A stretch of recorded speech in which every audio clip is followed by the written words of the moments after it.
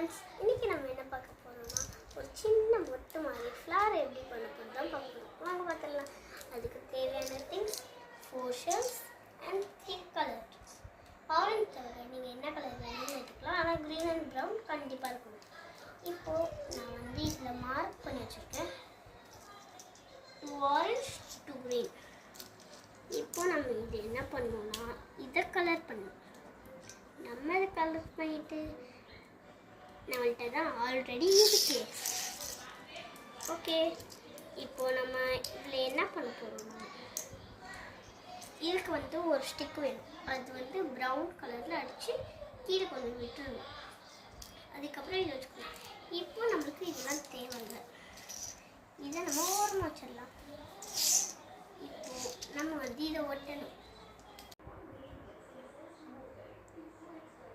இப்போது இதை ஒட்டிடணும். இந்த மாதிரி ஆரஞ்சு ரெண்டையும் சேர்த்து இந்த மாதிரி குச்சி வச்சு நடுவில் ஒட்டிடணும்.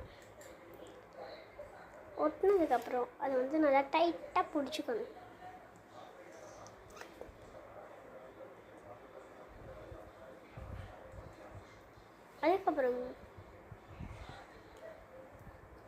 அதுக்கப்புறமேட்டு க்ரீன் கலர் ஷெல் எடுத்து அங்கே ஒட்டிடணும் வெளியே.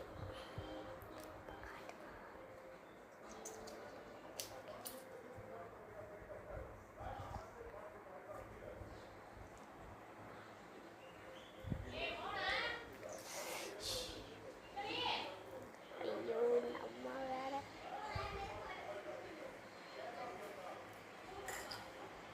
இப்போ இந்த மாதிரி 2 சைடும் ஒட்டிடணும்.